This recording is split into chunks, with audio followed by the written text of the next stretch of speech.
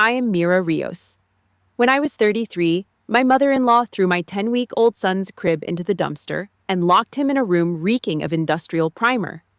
My husband was deployed in the Middle East, and my phone was locked away during an army-based lockdown drill. When I slammed on the brakes in front of my house, the first thing I saw were the splintered wooden slats of the crib sticking up into the sky, crushing the handmade wool blanket that was the only thing I had left of my dead mother. My mother-in-law stood on the porch, hands covered in cheap gray paint, smirking like she'd won a war. She had no idea that the nurse who knocked on the door 3 hours later and the army captain who walked into that house after were there to investigate her. Welcome to Family Honor Stories, where everyday people use ruthless silence and the law to strike back at toxic families instead of screaming. Drop a comment to let us know where you're listening from, and don't forget to subscribe. Now let's go back to the moment when I still thought pieces of paper were enough to protect my kid. I enlisted at 18 because it was my only ticket out of a dead-end trailer park. 5 in the morning. The perimeter outside is still pitch black. My kitchen smells like burned Folgers. Black. No sugar.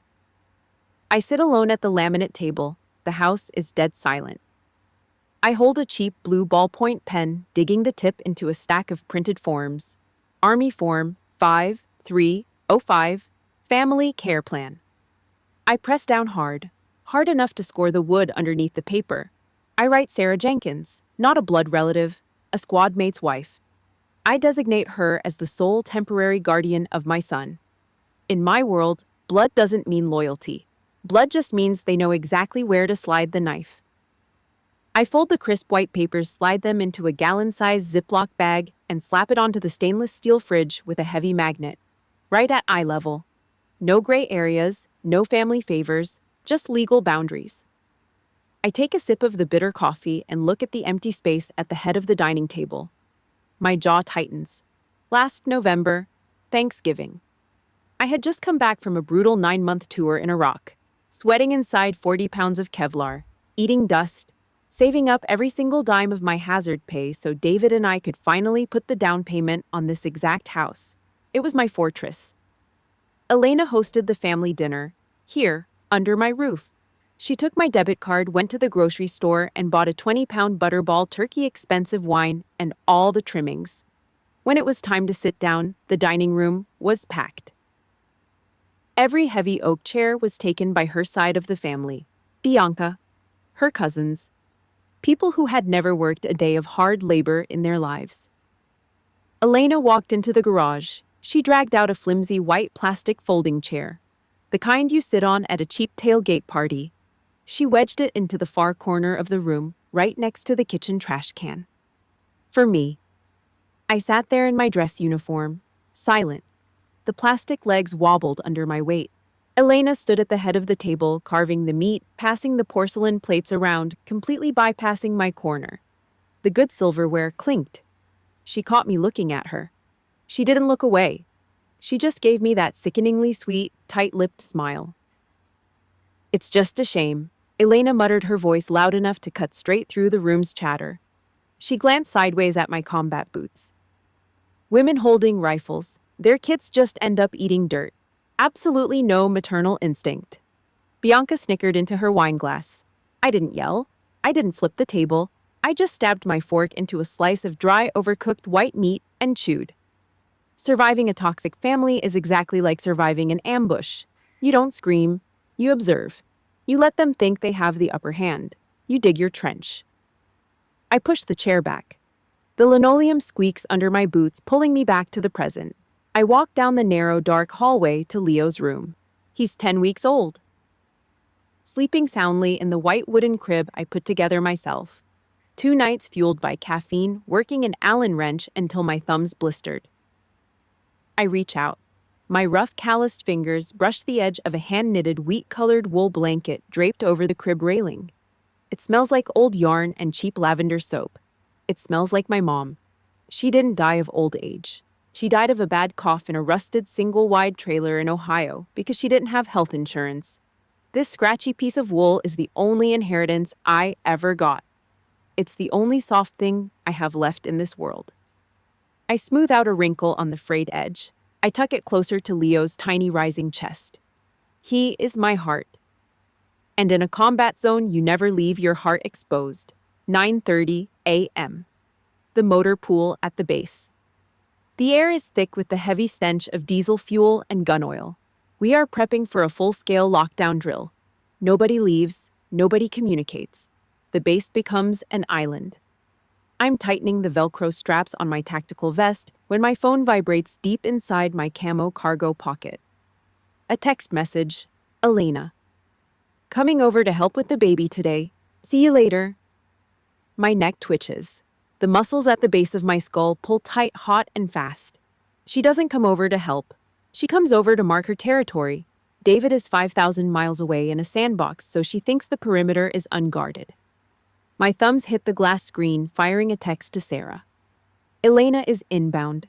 Do not let her inside. Keep the deadbolts locked. Point to the paper on the fridge if she starts screaming. Sarah replies 3 seconds later. Copy that. Doors are locked. Overhead, the base sirens start to wail. A long, bone-rattling mechanical scream that vibrates through the concrete floor. The drill is live. Phones off. Lock 'em up. The first sergeant barks, walking down the long row of gray steel lockers. I look at the cracked screen of my phone one last time. I don't just power it down. I pop the back plastic cover off. I rip the lithium battery out. I toss both pieces onto the cold metal shelf. I grab the heavy steel door. I slam it shut. Clack. The padlock snaps into place. The sound echoes through the empty bay. I am completely cut off from the outside world. The 120-minute blind spot has officially begun. While my phone sat dead in a steel locker, my front yard became a drop zone. 10 o'clock. The heavy crunch of rubber tires digging into driveway gravel. Inside the house, Sarah was standing by the kitchen island, testing the temperature of a milk bottle on the inside of her wrist. The house was quiet, peaceful. Then the truck engine cut off with a sputtering choke. Heavy doors slammed shut, hard enough to rattle the glass in the front windows. Sarah set the bottle down. She moved to the living room window, pulling the blinds back an inch.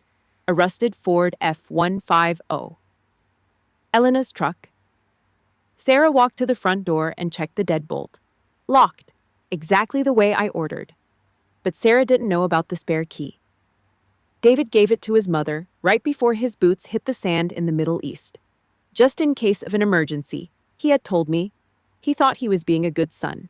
He didn't realize he was handing over the launch codes to a hostile force. Jingle, clack.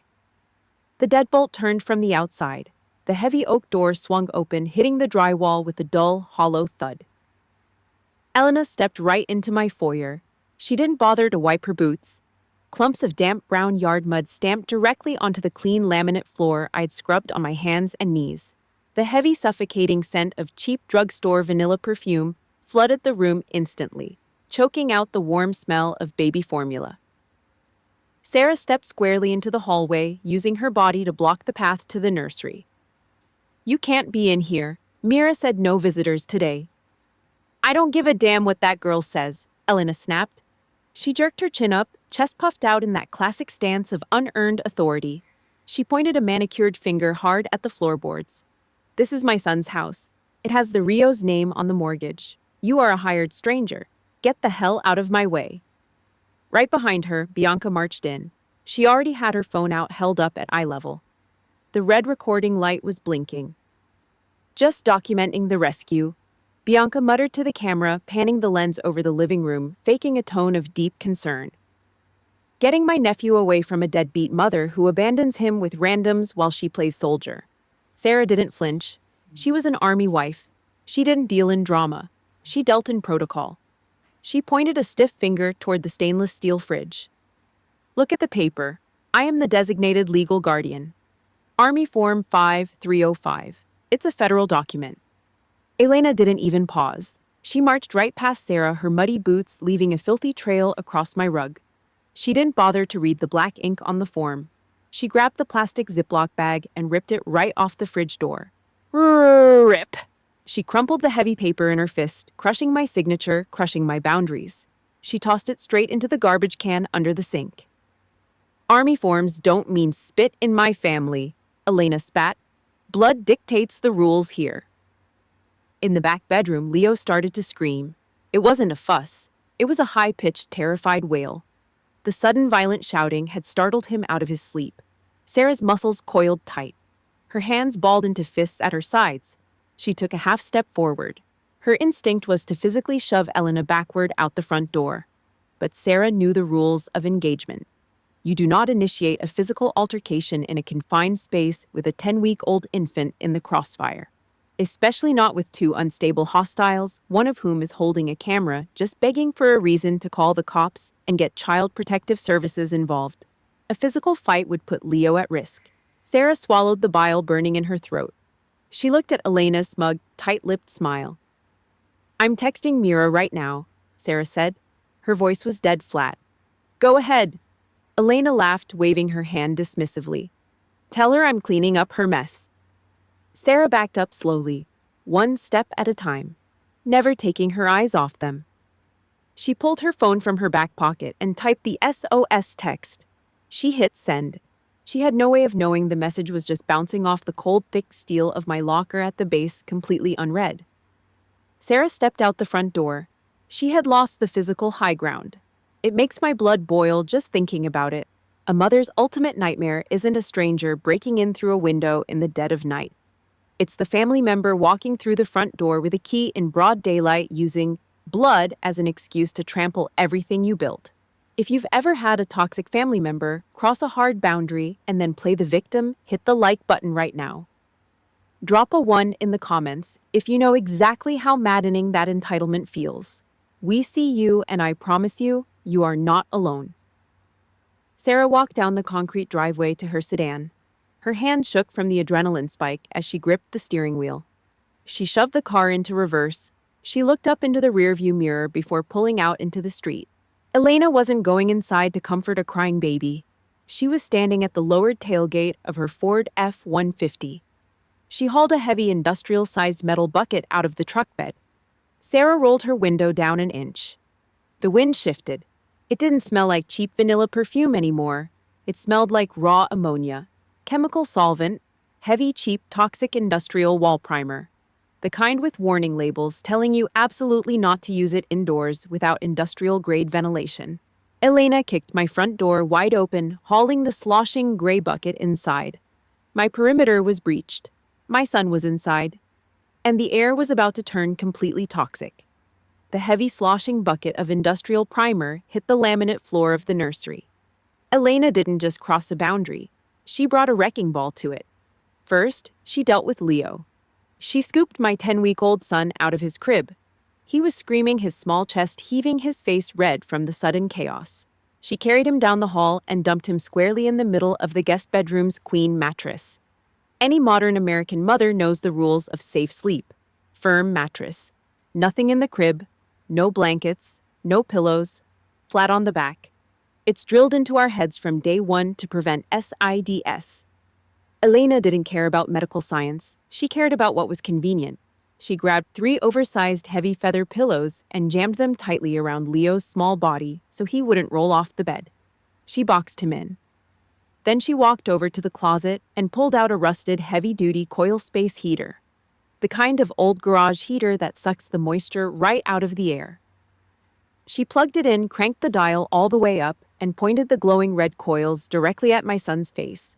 She walked out and pulled the heavy door shut until it clicked. She didn't just leave him unattended. She built an oven, a suffocating, oxygen-deprived trap. Back in the nursery, she popped the lid off the bucket of gray primer. The smell of thick ammonia hit the air immediately. It was the kind of harsh chemical solvent that burns the back of your throat on the first breath. Without opening a single window, she dipped a cheap roller into the bucket. She didn't tape the baseboards. She didn't put down a drop cloth. She just started rolling thick, sloppy strokes of wet gray paint directly over the pastel wallpaper I had spent 3 weeks carefully measuring and pasting by hand. "Help me get this cheap trash out of here," Bianca yelled from the front yard, standing by the open front door. Elena dropped the roller. She walked over to the white wooden crib I had built. She didn't look for the Allen wrench to dismantle it. She grabbed the top rail, planted her muddy boot against the bottom slats, and shoved. Crack! The wood splintered. Screws ripped straight out of the particle board. She kicked it again, tearing the side rail completely off. Bianca dragged the broken pieces down the hallway, the jagged wood scraping deep, permanent gouges into my floor. She threw the 4 white slats out the front door. They tumbled down the concrete steps and landed in the dirt by the curb. Elena stood in the middle of the ruined nursery. Her eyes fell on the crib mattress on the floor. Lying half under it was the wheat-colored wool blanket, my mother's blanket, the only thing I owned that smelled like the woman who raised me. Elena reached down. She pinched the corner of the knitted wool between her thumb and index finger, her hands smeared with wet gray chemical paint. She held it up in the air like she had just found a dead rat in her kitchen. She wrinkled her nose, her upper lip curling in pure disgust. "Smells like white trash," she sneered. She didn't fold it. She didn't set it aside. She balled up the wool, staining it with gray primer, and walked it straight out the front door. She lifted the lid of the heavy green city trash can sitting by the curb and threw my mother's memory inside. Bianca grabbed the splintered, jagged remains of the crib rail and jammed them down into the trash can, crushing the wool blanket under the weight of broken wood and rusted screws. They stood on my porch, breathing in the cold air, completely satisfied with the destruction. They thought they had won. They thought they had established dominance. They forgot about the schedule. At exactly 1:30 in the afternoon, a white sedan pulled up to the curb. It didn't park in the driveway. It parked on the street. Nurse Higgins stepped out of the car. She was a home health visiting nurse assigned by the military hospital for a routine 10-week postpartum wellness check. She wore a blue scrub top and held a thick metal clipboard. She slammed her car door shut and walked up the driveway. Higgins was a veteran nurse, 20 years in the system. She didn't deal in family drama. She dealt in facts, vital signs, and federal law. She stopped at the edge of the driveway. Her eyes didn't go to Elena first. They went to the green trash can. The lid was propped open by the broken, jagged white wood of a baby crib. Peeking out from under the splinters was a wool blanket smeared with wet gray paint. Higgins looked up. Elena was standing on the porch. Her hands were covered in wet primer. Bianca was standing behind her, holding her phone. The front door was wide open. Even from 15 feet away, the heavy, toxic stench of ammonia and chemical solvent rolled out of the house and hit Higgins in the face. "Can I help you?" Elena asked. She crossed her arms, jutting her chin out. "We're busy doing some renovations. The mother isn't here." Higgins didn't answer. She looked at the muddy boot prints tracking from the porch straight through the foyer, disappearing into the hallway. She looked at the paint on Elena's hands. She took another breath of the toxic air pouring out of the house. "Where is the infant?" Higgins asked. Her voice was flat, cold. "Sleeping," Elena said smoothly. "In the back room, with a heater. I'm making sure he's warm while I clean up the mess his mother left." Higgins didn't gasp. She didn't argue. She didn't tell Elena about the dangers of SIDS or chemical inhalation. In the state of North Carolina, a registered nurse is a mandated reporter. That means if she suspects child endangerment, she doesn't negotiate with the family. She goes straight over their heads. Higgins took one step back. She didn't look at Elena anymore. She pulled her cell phone from the pocket of her scrubs. She didn't dial my number. She didn't dial David's number. She looked down at the screen, pressed 3 numbers with her thumb, and put the phone to her ear. "Yes, I need to dispatch an officer and an immediate CPS caseworker to a residence," Higgins said. The machine was finally turned on. 11:30 in the morning. The all-clear siren blasted across the motor pool, a high-pitched mechanical shriek cutting through the heavy North Carolina heat. I stood in front of a long row of dented gray steel lockers. My hands were caked in dry Carolina red clay and slick with CLP gun oil. My combat uniform smelled like diesel exhaust fumes and cheap, stale sweat. I spun the combination dial on my padlock. Clack. I pulled the heavy metal door open. I grabbed the plastic back of my cell phone from the top shelf and slammed the lithium battery into the slot. The screen flickered to life. The cold glass bit into my dirty thumb. Instantly, the phone started buzzing in my palm. It didn't stop. The vibration motor ground against my calluses like a dentist's drill. 47 missed calls, all from Sarah. My chest tightened. I tapped the screen. A single text message loaded. an image file. I stared at the glowing pixels. The background was my own front yard. The subject was the dark green city trash can sitting by the curb. Sticking out of the top, pointing up at the sky like jagged broken bones, were the splintered white wooden slats of Leo's crib. Underneath the broken wood, stained with thick, wet gray sludge, was my mother's wheat-colored wool blanket. A normal mother would drop to her knees. A normal mother would scream or cry or throw the phone against the hard concrete floor. I didn't move a single muscle. The blood drained out of my face, leaving my skin cold and tight, but my hands didn't shake, not a fraction of a millimeter. Panic is a luxury you cannot afford when you are under fire. When an ambush hits, you don't sit in the dirt and cry about the incoming bullets. You locate the shooter. You return fire. I looked at the black grease smeared across my knuckles. I accepted this dirt. I put on this heavy uniform, humped a 60-pound rucksack, and breathed in toxic exhaust fumes just so I could afford a solid roof for my son. I was out here securing a perimeter for my country, and my own mother-in-law was using the spare house key to turn my home into a landfill. Elena wasn't just throwing away baby furniture. She was punishing me for working. She was punishing me for not being a barefoot housewife waiting by the stove, and she was using my 10-week-old son as collateral damage to prove her point. I locked the phone screen. I shoved it deep into my camo cargo pocket. I turned on my heel, my boots hitting the concrete with heavy measured strikes. I didn't run. Running shows panic. I walked with a calculated purpose straight toward the command tent. The heavy canvas flaps were tied back. First Sergeant Miller stood over a folding metal table, stacking drill reports. He was a 50-year-old lifer, a man who had seen real mortars tear through dirt walls in Kandahar. He didn't tolerate excuses, and he didn't give a damn about domestic drama. I stopped right at the edge of his table. I snapped to parade rest, feet shoulder-width apart, hands locked tightly behind my back, spine straight as a steel rod. "Sergeant Rios," he barked, not looking up from his clipboard. "Status." I didn't say a word. I pulled my phone from my pocket, unlocked the screen, and slid it face up across the metal folding table. Miller stopped writing. He looked down at the photo. He looked at the broken crib slats. He looked at the trash can. The heavy silence stretched for 3 agonizing seconds. The deep lines around Miller's mouth tightened. He had been deployed multiple times. He knew exactly what it looked like when the home front betrayed you while your boots were tied to the base. He picked up the phone and handed it back to me. "Rios." His voice dropped an octave low and gravelly. "Pull your gear." "First Sergeant." "I'll bump the paperwork up to the captain." Miller cut me off, holding up a thick, scarred hand. His eyes were dead serious. "Get off my base. Go handle your rear detachment. Clean it up." "Yes, First Sergeant."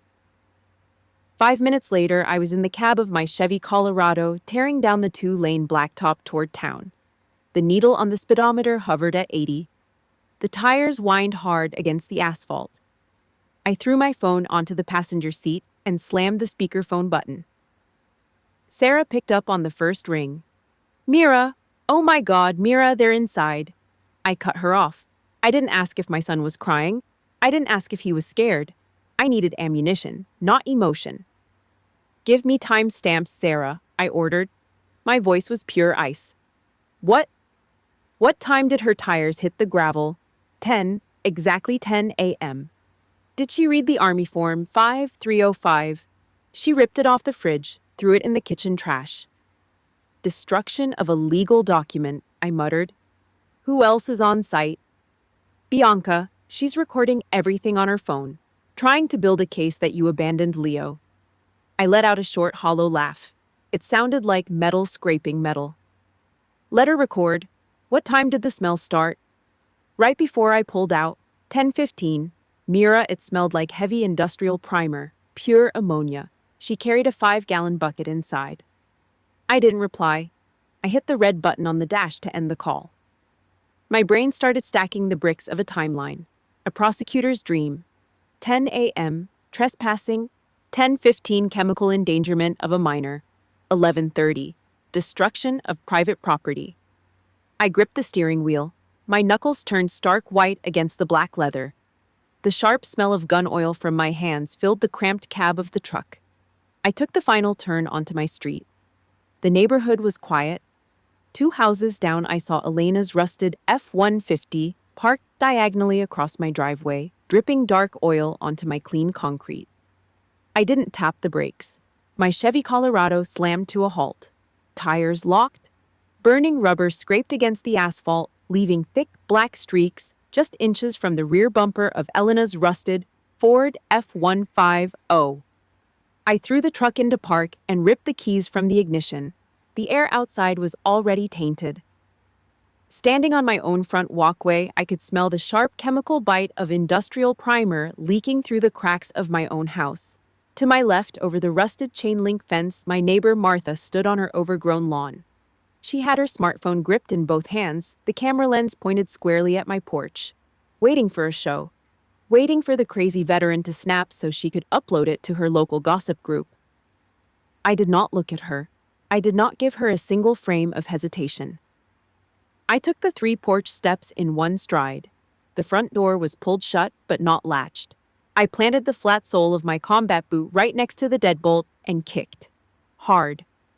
The heavy wood swung inward, banging violently against the dry wall.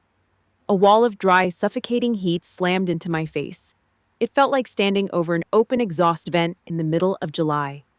The air was thick gray and toxic, pure ammonia and burning dust. It coated the inside of my nose and burned the back of my throat on the very first breath. Leo. I moved through the hallway. My boots crushed paint splatters and drywall dust into the laminate. The nursery was empty. I pushed open the heavy oak door to the guest bedroom. The rusted coil space heater was glowing bright orange in the corner. It was cranked to the absolute maximum, blowing dry, blistering air directly onto the center of the mattress. Leo was buried. Elena had walled him in with 3 massive, heavy down feather pillows. His tiny body was trapped in a sinkhole of thick bedding. His face was beet red. Sweat plastered his thin, dark hair to his skull. His chest hitched in short, jagged spasms.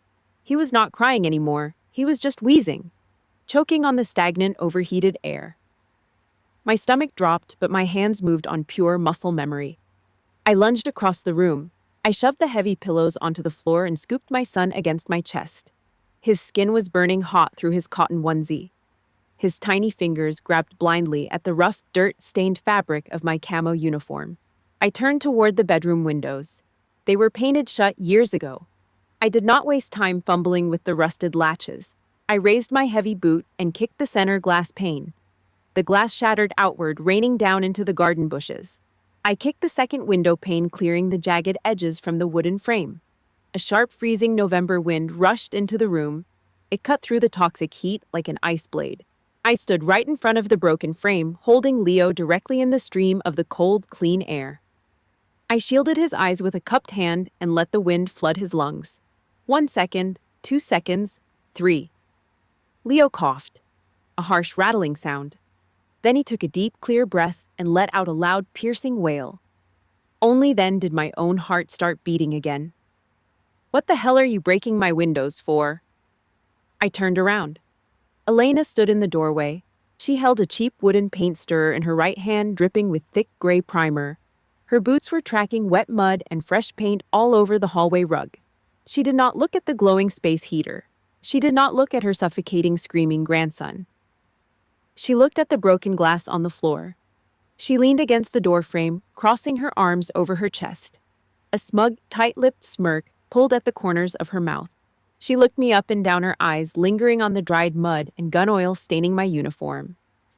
"Well, look at that," Elena drawled, her voice dripping with fake pity. "Did the girl finally get tired of playing soldier? Did you finally decide to come home and try being a mother for once good? Because I am exhausted cleaning up this trash heap you left behind." A civilian would have lost their mind. A civilian would have dropped the baby, lunged across the room, and wrapped their hands around her throat. They would have screamed until their vocal cords bled. I did none of that. I held Leo tighter against my shoulder. I turned my body fully toward her. I did not raise my voice. I did not shift my weight. I just stared at her. There is a specific kind of silence you learn in a combat zone. It is not the silence of fear. It is the silence of a predator locking onto a target right before pulling the trigger. It is a heavy, crushing atmospheric pressure that sucks the oxygen out of the room. I let that silence stretch. 5 seconds. 10 seconds. The smirk on Elena's face began to crack. Her arms uncrossed. Her eyes darted away from my face, looking at my boots, looking at the wall. The primal animal part of her brain suddenly realized she was locked in a confined space with a trained killer holding her infant child. She swallowed hard. The paint stirrer trembled slightly in her hand. A drop of gray sludge hit the floor. "Step back," I said. My voice was completely flat. No anger, just a terrifying mechanical certainty. "Get away from my son, right now." Elena did not say another word. She took a clumsy, stumbling step backward into the hallway, bumping her shoulder hard against the doorframe to get out of my path. I walked right past her. I did not flinch when our shoulders nearly brushed. I carried Leo through the toxic fumes of the hallway, out the shattered front door, and down the concrete steps. The cold November air hit my face again. I opened the rear door of my truck and strapped Leo securely into his car seat. He was still crying, but his breathing was steady. Before I climbed into the driver's seat, I stopped. I looked at the curb. The Green City trash can was overflowing with broken white wood. Tucked underneath the jagged splinters stained with toxic gray paint was a single patch of wheat-colored wool. I slammed the truck door shut, put the engine in gear, and drove straight toward the pediatric clinic. The stark white fluorescent lights of the pediatric clinic hummed above my head. The air in the examination room smelled like rubbing alcohol and clean latex. His oxygen saturation is at 99%. Heart rate is completely normal. The pediatrician pulled the stethoscope from his ears. He let it hang around his neck. He looked at Leo, who was now fast asleep on the crinkly white paper of the exam table, breathing deeply and evenly. He wasn't exposed long enough to cause chemical burn in the lungs. You got him out just in time. I sat in the hard plastic chair against the wall. I gave a single tight nod. The primal, suffocating fear that had been gripping my spine for the last 2 hours finally let go. The survival phase of the mission was over. Now the retaliation phase began. "Doc," I said, leaning forward, "can I borrow a sheet of paper and a pen?" He handed me a standard medical clipboard and a black ballpoint. I set the clipboard on my knees. I didn't write about my feelings. I didn't write about how much I hated my mother-in-law or how badly I wanted to put my fist through a wall. That kind of emotion gets you nowhere in a courtroom.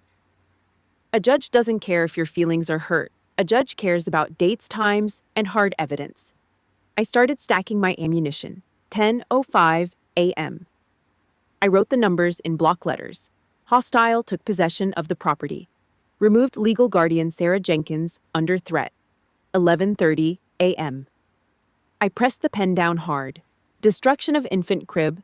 Endangerment via industrial space heater and unventilated chemical primer. 1:30 p.m. Refused entry to a mandated military healthcare provider.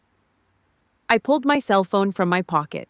I opened the photo Sarah had texted me, the one showing the splintered white wood of the crib sticking out of the green trash can. I tapped the property's icon. Image captured 11:32 a.m.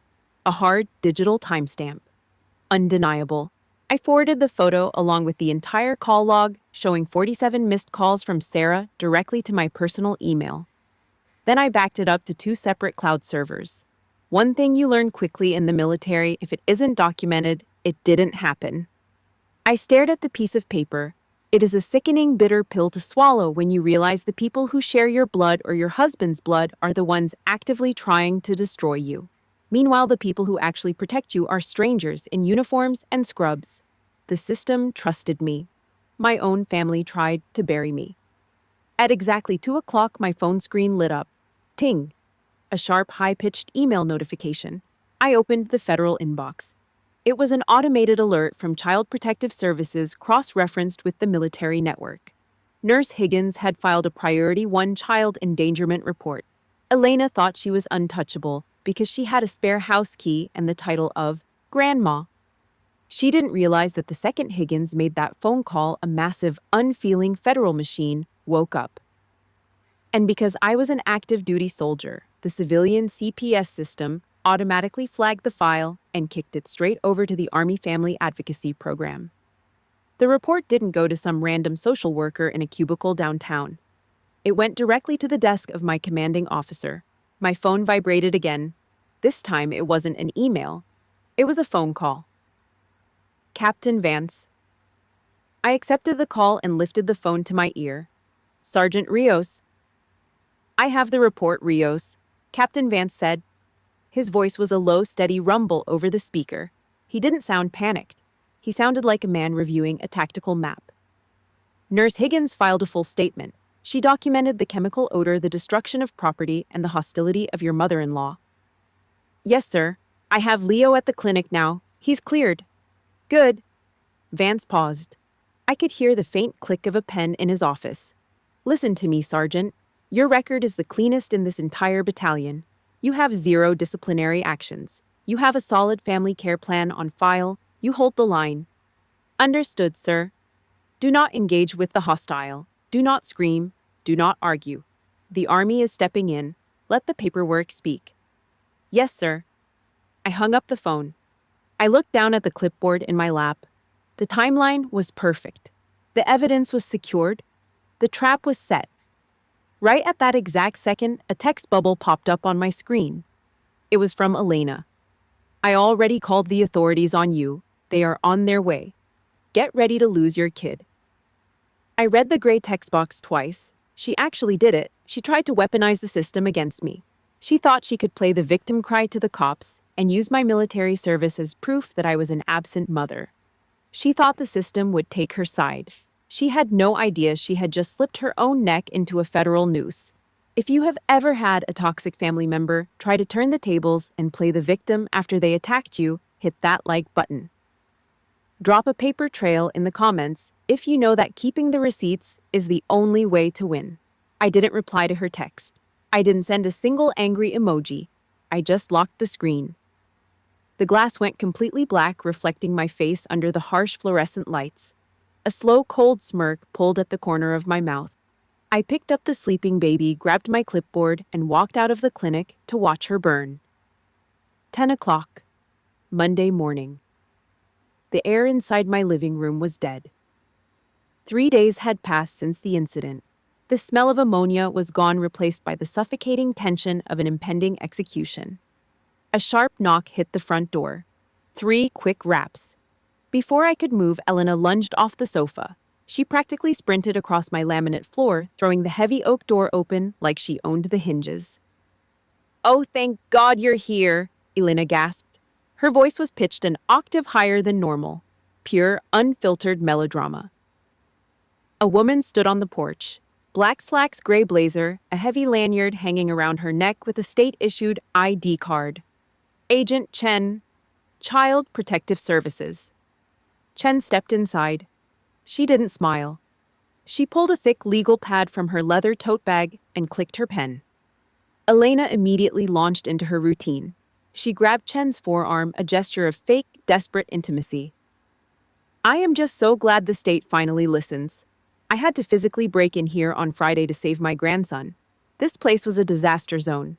The mother abandons him with complete strangers so she can go play soldier." I stood in the far corner of the room. Black t-shirt, faded denim jeans, combat boots. Leo was strapped to my chest in a fabric carrier, completely sound asleep. I didn't say a word. I didn't defend myself. Through the front window, I could see Martha standing on the sidewalk. Her smartphone was pressed right up against the glass, the red recording light glaring. Bianca stood behind Elena, nodding aggressively, arms crossed. The whole amateur theater troupe was here, ready to nail me to a cross and broadcast it to the neighborhood. "She leaves him in filth." Elena continued, her voice trembling with manufactured grief. She pointed a manicured finger at me. "She doesn't have a maternal bone in her body. I had to throw out the baby's bed because it was so cheap and broken. I bought the paint. I bought the heater. I tried to clean her mess and she attacked me. Any normal person would have snapped. They would have yelled, 'Liar.' They would have tried to explain themselves to the social worker. I just rubbed circles into Leo's small back. My silence wasn't submission. It was the silence of a sniper watching a target wander straight into a tripwire. Agent Chen let Elena talk. She let her spin the web. Chen's pen scratched across the yellow legal pad documenting every single word. The louder Elena got, the more confident she became. She thought the silence meant I was beaten. She thought my lack of tears meant I was guilty. After 5 uninterrupted minutes of character assassination, Elena finally stopped to take a breath. Agent Chen stopped writing. She looked at the pad, then looked across the room. Her eyes locked onto mine. "Sergeant Rios," Chen said, her voice completely stripped of emotion. "Do you have a statement regarding these allegations?" I stepped forward. The heavy rubber soles of my boots hit the floor with a dull, heavy thud. I stopped at the glass coffee table in the center of the room. I didn't open my mouth. I reached into my back pocket and pulled out a thick, clear plastic binder. Smack! I dropped it flat onto the glass. The sound cracked through the quiet room like a gunshot. "Everything is in there," I said. Chen stepped forward. She didn't look at Elena. She opened the binder. Page 1, the hard copy of Army Form 5305, the Family Care Plan. Signed, dated, and notarized. Proving Sarah Jenkins was the legal authorized guardian of my son on Friday morning. Page 2, the photo of the splintered white crib sticking out of the trash can with the gray-stained wool blanket underneath, printed in high-definition color. With a bold digital timestamp in the bottom right corner, 11:32 a.m. Page 3. The Pediatric Medical Clearance Report, signed by an active-duty military physician, citing suspected chemical inhalation and dangerous thermal exposure due to an unventilated space heater. Page 4. The sworn signed affidavit from Nurse Higgins. The temperature in the room dropped 10 degrees in 5 seconds. I watched Elena's face. She was trying to read the papers upside down through the glass table. Her brow furrowed. The smug, tight-lipped smirk started to slip. She didn't know what a timestamp was. She didn't understand that federal forms leave paper trails. Agent Chen flipped to the 5th page, the timeline. She stopped reading. She slowly took her reading glasses off and let them hang from the chain around her neck. She turned her head. She didn't look at me. She looked directly at Elena. "Mrs. Rios," Chen said. The bureaucratic politeness was completely gone from her voice. Elena swallowed hard. "Yes?" According to this documented timeline and the sworn statement of a mandated federal healthcare provider, you forcibly removed the child's legal guardian from the premises. She was a stranger. You then destroyed the child's safe sleep environment at 11:30 in the morning, placing the remains in a city waste receptacle. Chen tapped the glossy photograph with a stiff finger. You then placed a 10-week-old infant in an unventilated room with industrial-grade chemical primer and a direct heat source, creating an immediate risk of sudden infant death syndrome. Elena's mouth opened. Nothing came out. And finally, Chen continued, her voice turning to ice. You actively refused entry to a military visiting nurse who was dispatched to check on the infant's welfare. Bianca took a slow step backward toward the front door. Martha lowered her phone on the other side of the glass. Elena stared at the plastic binder. The color drained from her face, leaving her cheap foundation looking like a pale, cracked mask. Her hands started to shake. "Do you dispute this physical evidence, Mrs. Rios?" Chen asked. Elena opened her mouth to speak. But before she could formulate a single lie, the heavy, aggressive roar of a massive V8 engine tore through the quiet street outside. Tires locked up. Heavy rubber dragged across the asphalt, stopping dead center in front of my driveway. The heavy, aggressive roar of a massive V8 engine tore through the quiet street outside. Tires locked up. Heavy rubber dragged across the asphalt, stopping dead center in front of my driveway. Elena jumped at the noise, snapping her mouth shut. She had been completely cornered by Agent Chen's physical evidence, choking on her own manufactured lies. But the sound of the vehicle offered her a sudden, desperate lifeline. Through the open front door, a matte black Chevrolet Tahoe SUV idled on the curb. Official U.S. government plates. A man stepped out of the driver's side. He didn't walk. He marched. He was 6'2", wearing a pristine, pressed Class A Army green uniform. The sharp, polished brass on his lapels caught the morning light. On his left chest, stacked 3 rows high, were the heavy, colorful ribbons of multiple combat deployments. Captain Vance. Elena's eyes went wide. A manic, triumphant grin split her face, completely replacing the pale panic from 3 seconds ago. In her twisted, narcissistic reality, she actually believed her text messages had worked. She thought she had successfully weaponized the authorities against me. She lunged toward the open front door, shoving past Agent Chen. She pointed a shaking, manicured finger straight at me. "You see that?" Elena shrieked, her voice echoing out into the yard so Martha's camera could catch every word. "I told you the army is here. They finally figured out what a worthless piece of trash she is. They're here to arrest her and take the baby." Bianca leaned out from behind Elena, smirking, her phone still recording. Captain Vance stepped up onto the porch. He didn't look at Martha. He didn't look at Bianca. And he completely ignored Elena's outstretched finger, pointing right in my face. He walked into my living room. His heavy leather dress shoes hit the laminate floor with a sharp, commanding crack. He walked right past Elena, completely dismissing her existence, and stopped dead center in the middle of the room facing me. He planted his feet. His back was rigidly straight, shoulders squared. He raised his right hand, keeping his fingers perfectly flat and tight. He brought the edge of his index finger sharply to the brim of his brow, a textbook, razor-sharp military salute. "Good morning, Sergeant Rios," Captain Vance said. His voice was a deep, resonant baritone that vibrated off the drywall. I didn't smile. I didn't gloat. I shifted Leo's weight slightly to my left arm, resting him against my hip. I stood up perfectly straight. I locked my knees. I raised my right hand and returned the salute, cutting it sharply away. "Good morning, sir." Boom.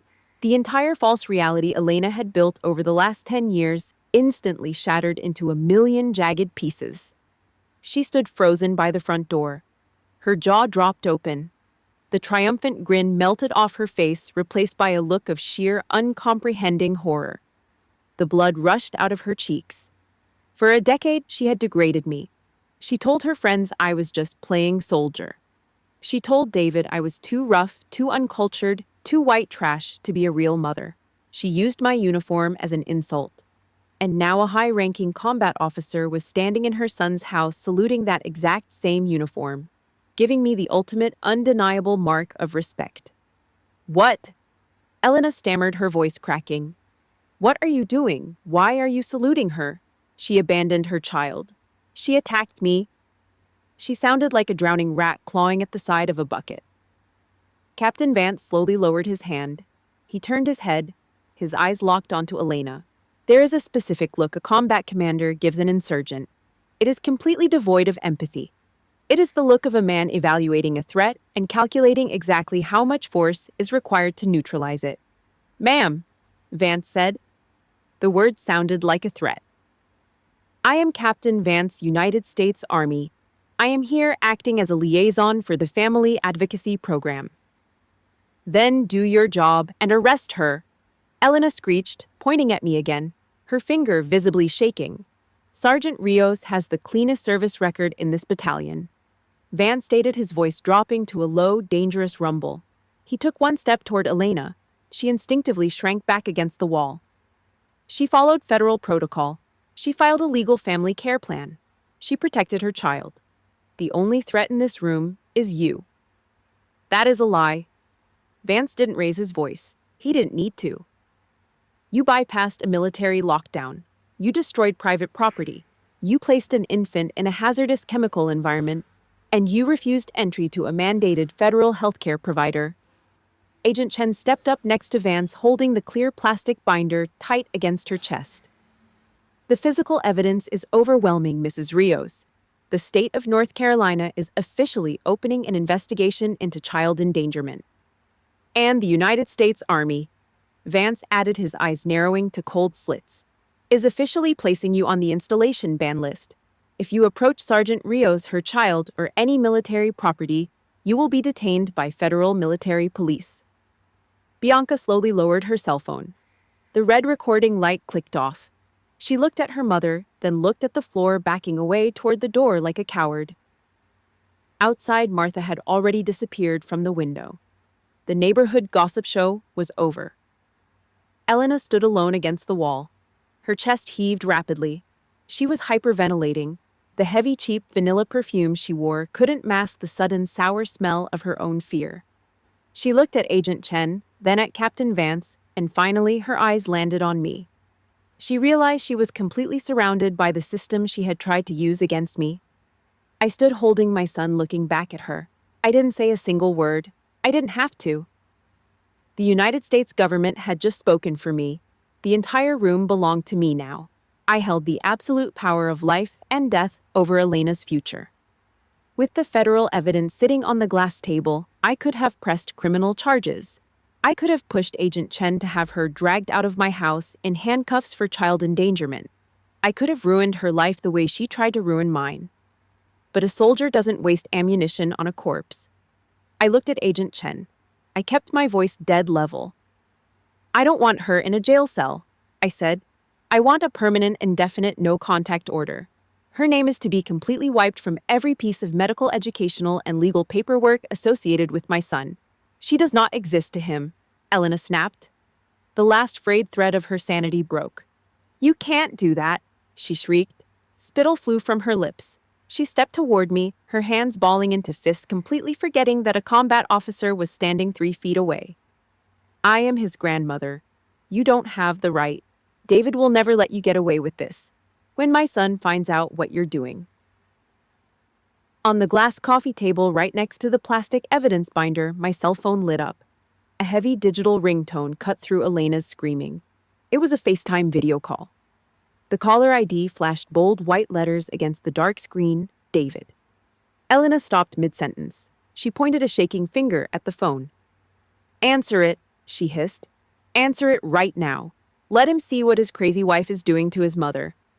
I didn't hesitate. I reached down, swiped the green icon, and hit the speakerphone button. The audio connection was thick with static, the heavy electronic interference of a military satellite feed coming from halfway across the world. David's face appeared on the screen. He was sitting in a cinder block bunker in the Middle East, wearing a dirt-stained tan t-shirt, sweat dripping down his temples. Before I could even say his name, Elena leaned over the table. David! She sobbed, forcing fake tears into her eyes, her voice cracking. David, thank God. Your wife has lost her mind. She brought the military here. She's trying to keep me away from the baby. You have to tell them, David. Tell them I was just trying to help. David didn't say a word. He looked through the camera lens. He saw his mother hysterical and red-faced. He saw the cold, furious set of my jaw. And he saw the sharp green uniform of Captain Vance standing in the background. He didn't ask for her side of the story. He didn't play the peacemaker. He didn't ask us to calm down and talk it out. Mom, David said. The satellite feed crackled, but his voice cut through the static like a serrated knife. Get out of my wife's house, right now. Elena froze. The fake tears instantly dried up. David, sweetie, you don't understand. I said get out, David snapped. His voice bounced off the bunker walls, loud and aggressive. I read the CPS report Mira sent me. You locked my kid in a chemical room. You threw away her mother's blanket. You are done. It's my house too, she screamed, her voice cracking. I am your mother. You are a threat to my son. David fired back without missing a single beat. Do not call me again until you hold a certified certificate from a state-mandated parenting class, and hand over the spare key. The line went dead. The electronic beep of the disconnected call echoed in the quiet living room. That was the final blow. The absolute, undeniable severance of the bloodline. Elena's knees buckled slightly.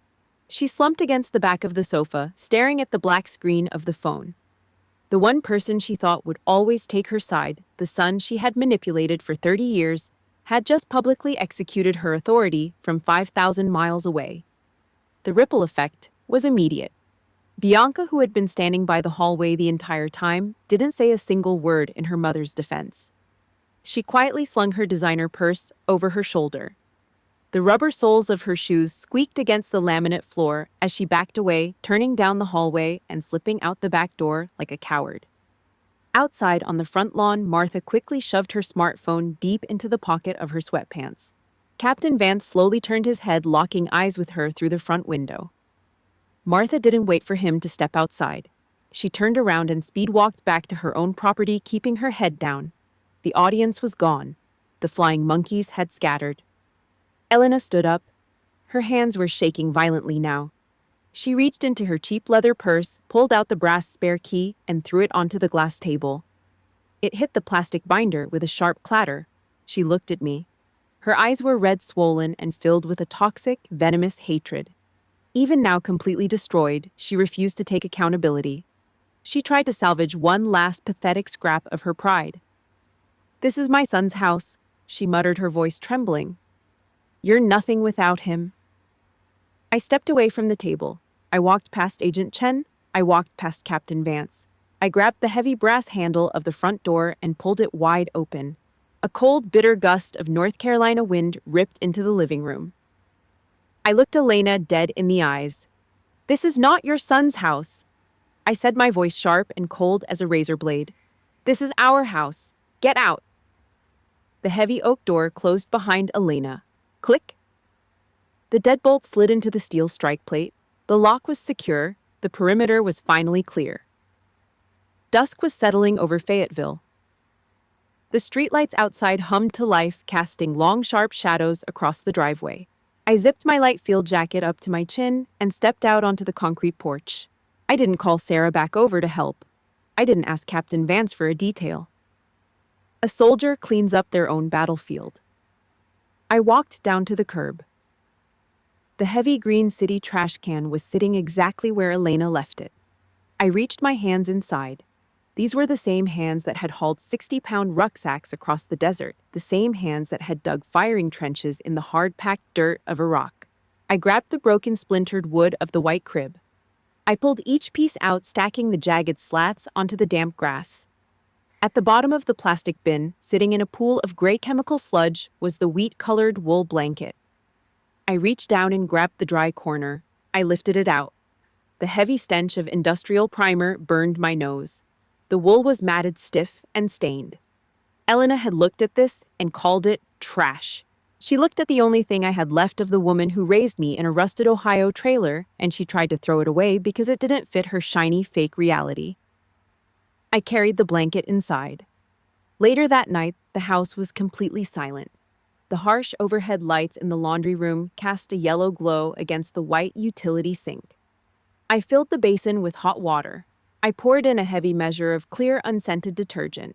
I pushed the wool down into the water. I scrubbed. My knuckles scraped against the ribbed plastic washboard.